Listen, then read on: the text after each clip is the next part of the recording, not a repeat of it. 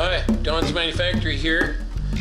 Well, I've been cleaning up the hitch parts, getting them painted and whatnot. It's only a 2,000-pound hitch, but I've always liked the way this one connects to the, well, we're not going to call it the frame, but at least connects to the body up in front of the gas tank, and then it comes down under the gas tank and bolts through the back of the car.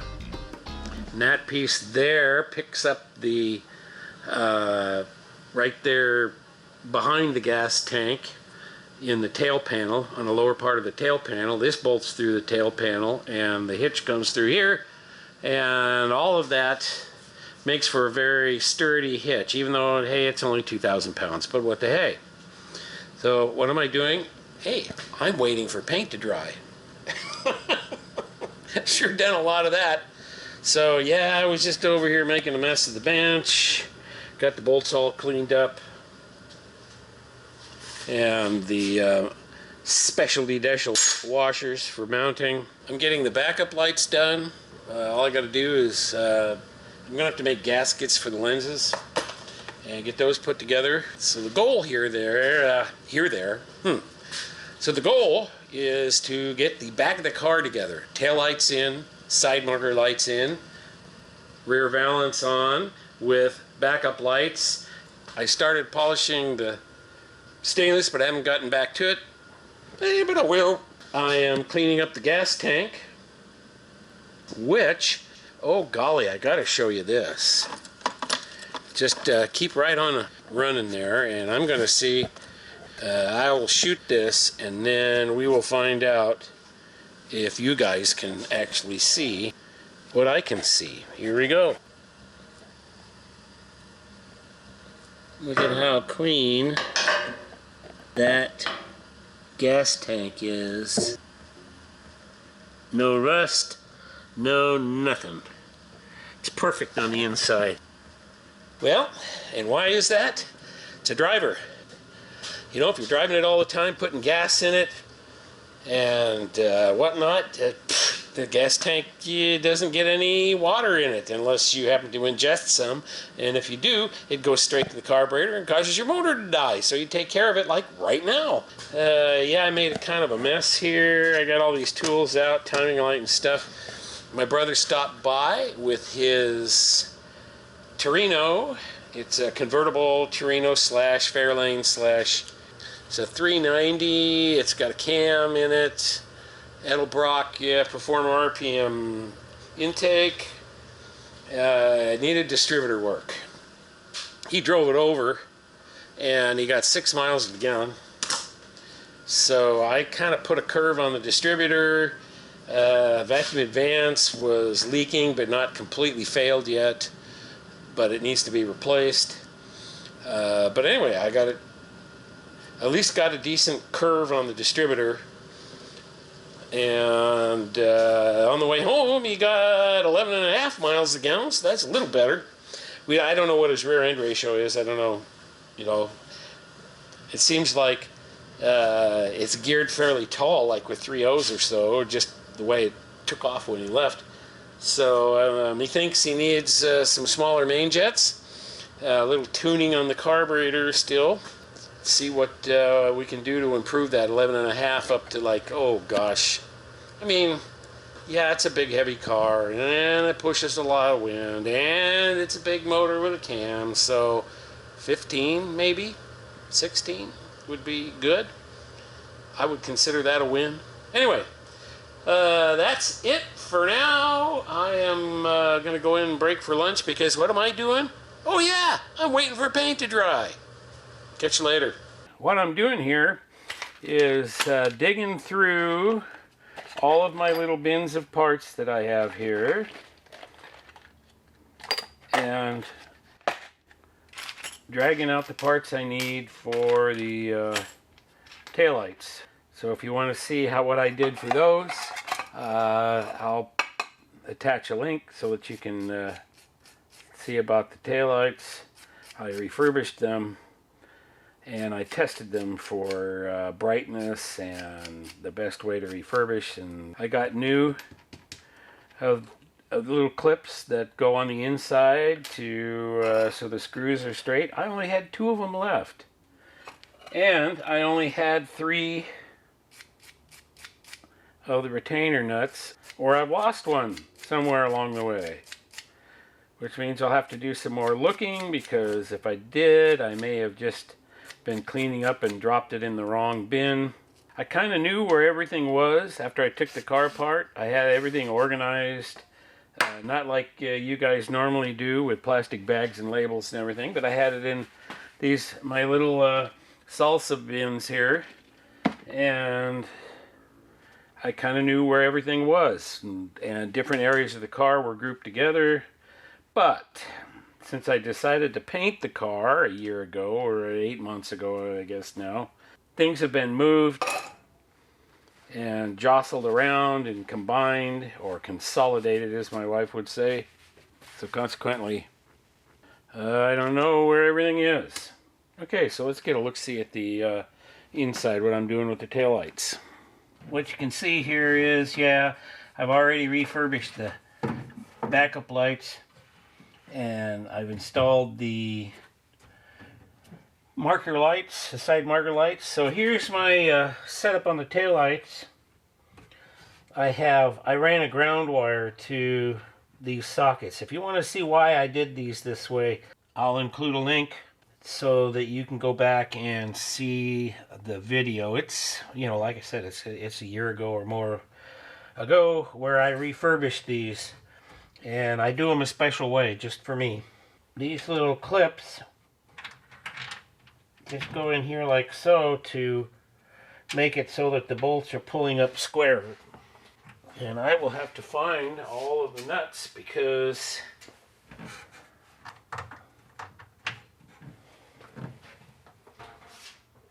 I need one more nut. Because leaving a nut off of the taillights is inviting water to leak in around the gasket. And I have seriously considered putting butyl around the taillight and smush it into butyl instead of using the gasket, because it will last longer. The butyl sticks to the paint so well that it just stops the rust. And then we get down here to the bottom, and I actually need an extra nut, because the taillight, the backup light, has a ground wire on it, and it goes to one of the studs on the light housing here. Anywho, that is the gist of what I am doing here. I'm just going to slowly start assembling the car, starting in the back. So first up is the taillights and the side markers, and then I'll do the hitch. Then I can get the gas tank in. You know, one thing that always bugged me was that the fuel pickup and fuel level sender, with this filter on there, it didn't go all the way to the bottom of the tank. So there's always fuel left in the bottom of the tank when I ran out of gas. So that's why you see a GM filter sock, strainer, whatever you want to call it, water separator, on the end of it here, because these socks, the fuel wicks into the whole thing, and it'll take the fuel, it'll suck the fuel all the way to the very bottom of the tank. That's what I did. I was messing with the float to make sure that empty was empty and full was full, and put the GM sock on there, and I ended up putting a little epoxy right down in here just because it wasn't as tight as I'd like to have it, but neither was this one. It just practically fell off. My gasket is intact on the bottom, so it wasn't leaking, but up here on the top it was starting to crack, so I just trimmed it, sanded, and put epoxy around that just to make sure it doesn't develop a leak later. That should be good for, you know, 20 years. And over here I have assembled my trailer hitch, and now I'm going to put the valance on and then put the last piece of the trailer hitch on, and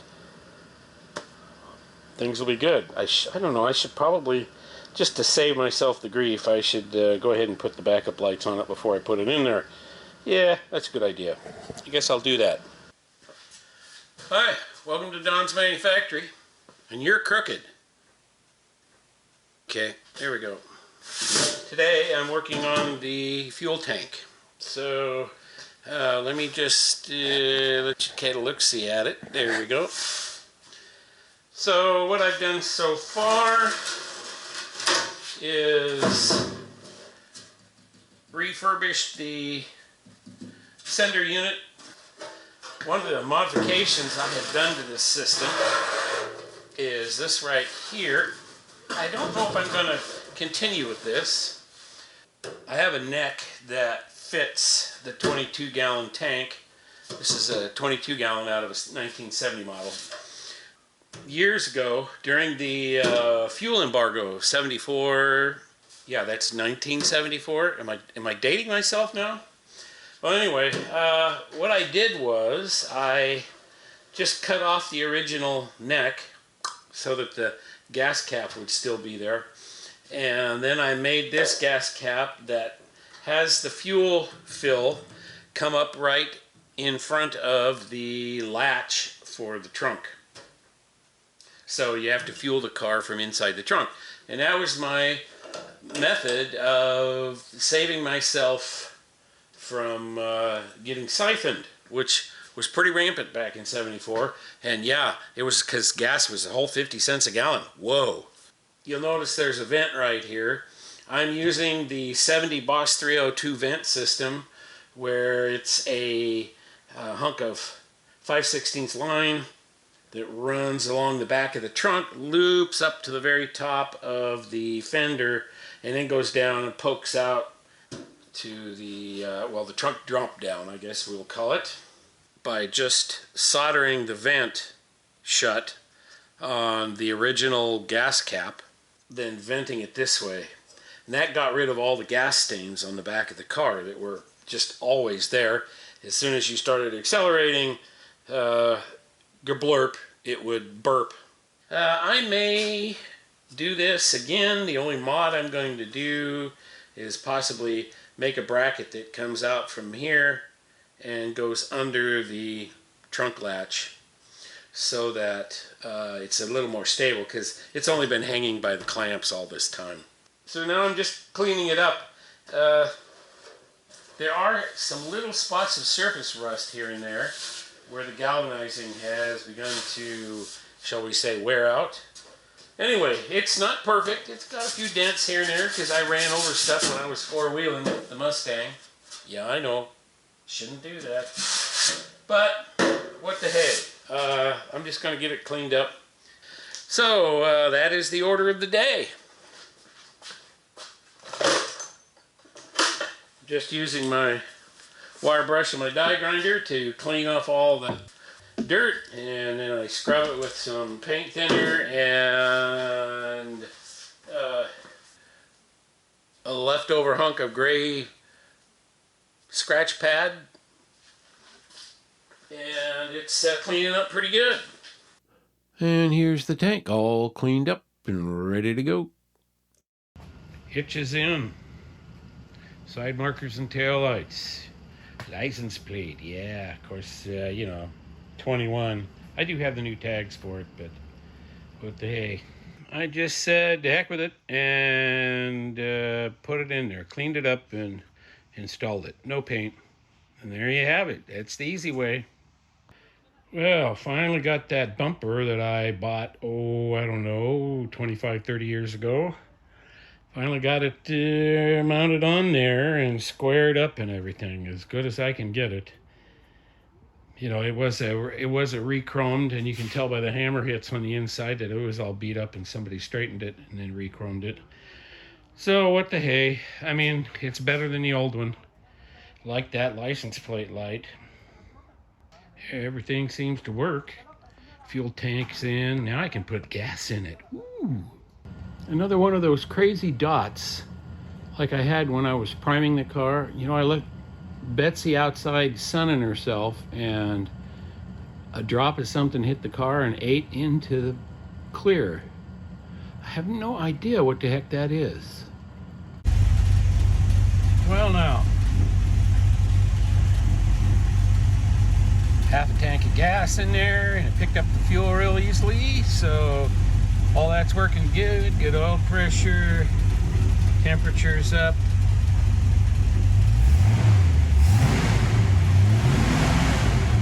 Tachometer works great, clock works great. Oh man, love it.